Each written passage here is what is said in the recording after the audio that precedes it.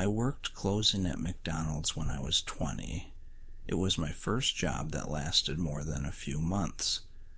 I liked it at first. The work was simple. Most nights were the same. By 10, the lobby slowed down. By 11, we locked the front doors and switched to drive-through only. Then we cleaned fast so we could get out close to midnight. There were 4 of us that night. Me on drive-through, Tasha on fries, Eric on grill. Melissa was the shift manager. It was late summer, still hot even after dark. The air near the fry station felt heavy. My shirt stuck to my back. The whole place smelled like grease, salt, and old soda. Around 10:40, a guy came through the drive-thru and ordered a plain McDouble, small fries, and a large Coke. I knew his voice right away. He had come by 3 nights that week and ordered the same thing every time. He looked normal. Mid-30s maybe. Ball cap, gray shirt, clean face, calm voice. He never smiled, but he never acted rude either. He just looked at me too long every time he got to the window. That night when I handed him his food, he said, "You close every Tuesday?" It caught me off guard. I said, "Sometimes." He looked past me into the store like he was checking who else was there. Then he said, "You were here Sunday too."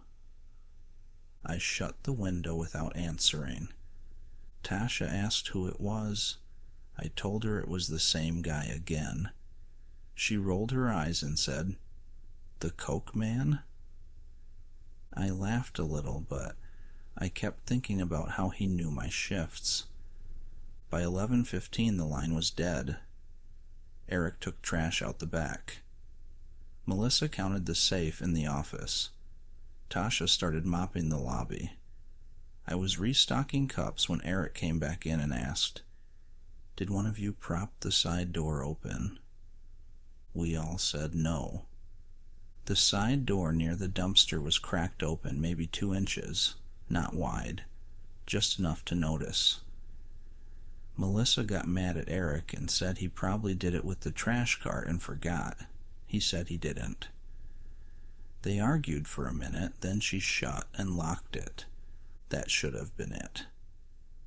A few minutes later, Tasha came back from the lobby and said, "Who left the play area light on?" Melissa said nobody had been in there since a birthday party that afternoon. The play area was small, just a plastic climbing thing with a short tunnel and slide. Most kids ignored it. Parents used it when they wanted to sit still for 10 minutes while their kids burned off energy. Melissa walked over and looked through the glass. Then she stood still. I asked what it was. She said, "Probably nothing." But she kept staring. I went over and stood next to her. At first I did not see it. Then I did.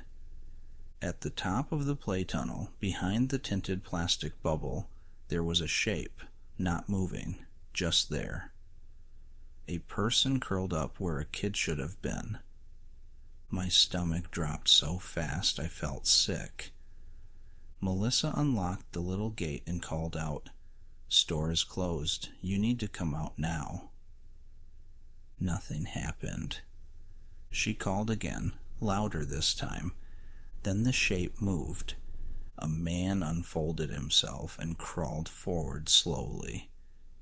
When he came into the light, I saw the gray shirt and the ball cap. It was the drive-thru guy. He smiled like this was funny. Tasha backed up and grabbed my arm hard enough to hurt. Eric came over from grill with his hands still greasy and just stared. The man climbed down the slide and stood up. He brushed dust off his jeans and said, "I left my phone." Melissa told him to stay where he was. Her voice sounded thin. He looked at me instead. Then he said, "You close more than sometimes." Nobody moved. Melissa told Eric to call 911. Eric ran for the office phone. The man looked toward the kitchen, then toward the side door. That was when I realized he must have come in while Eric took out trash. He knew that door. He knew our routine. He knew when the lobby emptied. He knew who was here. Melissa stepped in front of us and said, "Do not move." He laughed once, quiet and dry. Then he reached into his pocket. I thought it was a weapon. I really did. My legs felt loose. Tasha started crying. But he only pulled out a folded paper. He set it on the table near the play area and walked to the side door. Melissa shouted that police were coming. He opened the door, slipped outside, and was gone before any of us got near him. The paper he left was one of our weekly schedules. Mine had a circle around my name, not just my shifts from that week. The week before, too. And next to my Friday close, he had written, "Alone after 11. I quit the next day. Melissa told corporate. Police took the paper. They said they would check cameras. I asked if they found him. They said not yet. I've never had anything like that happen to me, so to say I was scared was an understatement.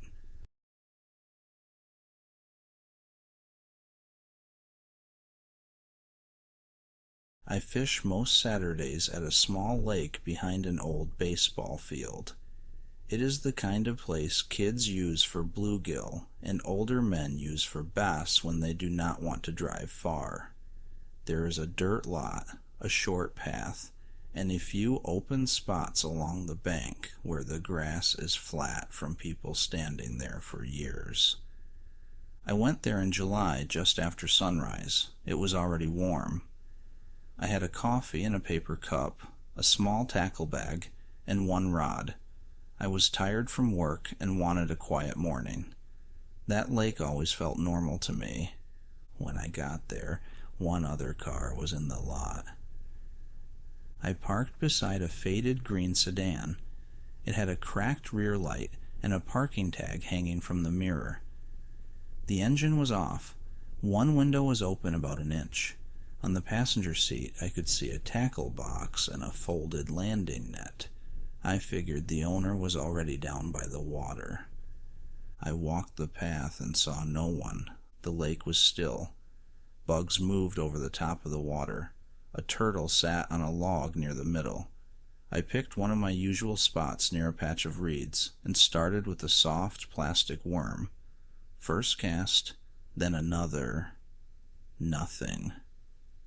After about 10 minutes, I noticed a red and white bobber 30 feet to my left. It was near the reeds, tucked so close to shore that I had missed it when I came in. I looked around again. No one. I reeled in and stepped over to it. There was a fishing rod lying in the grass, half hidden under weeds. Not an expensive one, a cheap spinning combo from a big box store. The line ran from the rod tip to the bobber. The bail was open. There was a can of worms beside it with the lid off. Next to that sat a half bottle of orange soda, warm from the sun.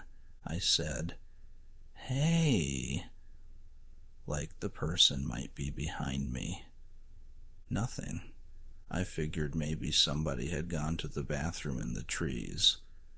I went back to my spot. I did not love being near someone else's stuff, but I also did not want to start acting jumpy over nothing. A few minutes later, the bobber dipped hard and slid under. I stood there waiting for the person to come running over. No one came. The bobber popped back up, then dragged sideways through the reeds. Whatever was on the line was still there. I walked over and picked up the rod. It was light. Too light for a good fish. When I reeled it in, the hook came back bare. The worm had been taken clean off. The line smelled fresh, like it had just been cast not long before I arrived. That gave me a cold feeling. I set the rod back down and looked up the bank, then down toward the far end of the lake. Still nobody. I could hear cars from the road beyond the field, but near the water there was only the sound of insects and the tiny clicks of my reel when I turned the handle. I pulled my phone out and checked the time. 6:18. I told myself to relax, the owner would be back any second. At 6:32, they still were not. That was when I noticed a second thing. Footprints in the mud near the abandoned rod. One set led down to the water. None came back. I stared at them longer than I should have. They were clear enough to show the tread of a boot. The last print was at the edge where the mud turned dark. After that, nothing but a smooth line where the water had touched the bank. I called out again, louder this time. Nothing. I thought about going into the water, but the bank dropped fast there. People said that spot had an old channel cut through it from years ago. I backed up and called 911. While I waited, I kept watching the water. I do not know why. I think I expected a hand to come up, or a face, or even bubbles. Something that made sense. Instead, I saw my own bobber move, not dip, move. It slid across the water toward the abandoned line, slow and steady, like somebody below had taken both lines in one fist and was pulling them together. I reeled in so fast the lure skipped over the top. The police came, then fire rescue. They asked me the usual things. Had I seen the owner? Had I heard yelling? Had I touched anything? I told them about the footprints and the rod in the car. One of the officers checked the green sedan and found a wallet in the glove box. The car belonged to a man named Daniel Reese, 37, lived alone less than 20 minutes away. They searched for hours. By noon, the lake looked busy and normal again because of all the people around it. Trucks, uniforms, bright tape, radios. It should have made me feel better. It did not. They never found him that day. I went home and left my gear in the garage. I did not even clean it. That night, when I opened my tackle bag to put away a pair of pliers I had left in my pocket, I found a red and white bobber in the front pouch, not mine. I keep my gear organized. I buy plain orange floats, all the same kind. I had never owned that style. There was also a torn piece of worm cup label stuck to it, same brand as the can by the reeds. I stood there holding it for a long time. 2 days later, I called the station and asked if they had found Daniel Reese. The officer said no. His car was still impounded. His phone had never been found. They were keeping the case open. I never told them about the bobber. I do not fish that lake anymore. I still fish, but only where I can see everything around me. No reeds, no deep banks, no places where somebody can vanish before the sun is fully up. The worst part is not thinking about what happened to that man. The worst part is this. I know I reeled my line in before the police arrived. I know exactly what was tied to it. So something had to open my bag, place that bobber inside, and zip it shut while I was standing at the water looking at the lake.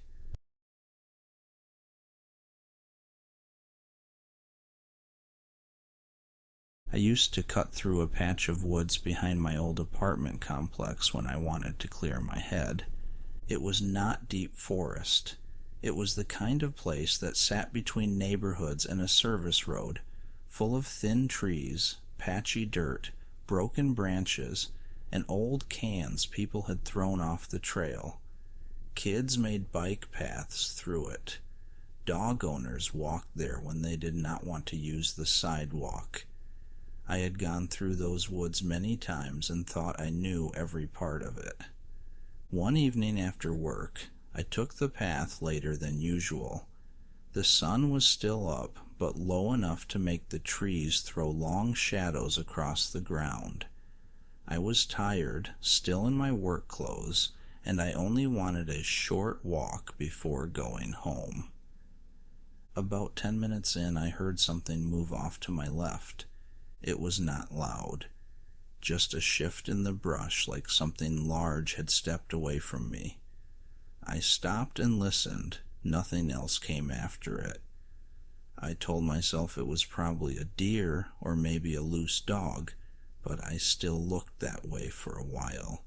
That was when I noticed a narrow trail I had never seen before. It was almost hidden by weeds, just a faint line in the dirt leading away from the main path. I stood there trying to place it in my head. I had walked these woods enough that a new trail should not have felt strange, but it did. It looked used, not old. The weeds around it were bent down, and the dirt was packed flat. I should have kept going. Instead, I stepped onto it. The trail curved through thicker trees and dipped down into a shallow part of the woods where the air felt still. I could no longer hear traffic from the road. That hit me first. Usually, even in the middle of those woods, you could hear cars in the distance. Out there, it had gone quiet in a way I did not like. After another minute or two, I saw the shed. It stood in a small clearing maybe 30 yards ahead, half hidden behind brush and a dead tree that had fallen years before. It was bigger than a tool shed, but smaller than a garage. The wood siding had turned gray with age. Part of the roof sagged on one side. One window was cracked, and the glass in the other was gone. The door hung slightly open. I had never seen it before. That made no sense. It was too big to miss. Even if I had never taken that exact trail, I felt like I should have seen it through the trees at some point. But standing there, looking at it, I knew with total certainty that this was my first time finding it. I stayed where I was for a few seconds, staring. There were no signs around it, no trash, no fire pit, no empty bottles. Nothing that made it look like teenagers hung out there. Nothing that made it look like a hunter used it. It just sat there by itself, like people had walked away one day and never come back. I moved closer. The ground in the clearing was bare, no grass, just hard dirt. I noticed there were tire marks pressed deep into the ground near the side of the shed, old but still clear enough to see. That unsettled me more than the building itself. A place can sit empty for years, but those marks meant a vehicle had been there at some point, maybe many times. When I got close enough to the open door, I smelled something stale inside. Not rot, not anything strong enough to make me step back, just old air trapped in wood and dust. I put one hand on the door and pushed it wider. Inside was almost empty. There was a workbench against the far wall, a few plastic buckets on the floor, and some shelves with nothing on them. A length of rope lay in one corner. Near the wall, I saw a stained mattress with no frame under it. The fabric was dark in the middle, like it had soaked something up long ago. The light coming through the broken window hit the floor in one pale strip. Dust floated through it. I should have left then. I know that now. But I took 2 steps inside. The temperature dropped a little, not enough to be unnatural, just enough to notice after being outside. I remember hearing my own breathing and the soft creak of the boards under my shoes. I looked at the shelves, then the workbench, then the mattress again. That was when I saw the second door. It was on the back wall, almost blending in with the wood around it. Smaller than the front door, more like a cellar door set upright. It had no handle on the outside, just a metal latch. And it was closed. For some reason, that bothered me more than anything else in the shed. An abandoned place with one sealed door felt less like a building people forgot, and more like a place they meant to come back to. I took a step toward it. Then I heard something behind me, a footstep, not mine. It came from outside the shed, close to the front door. I froze. Every part of me went tight at once. I did not turn around right away. I just stood there, staring at that back door, while my mind tried to explain what I had heard. Maybe a deer. Maybe a dog. Maybe a branch had settled. Then I heard it again. Slow, heavy.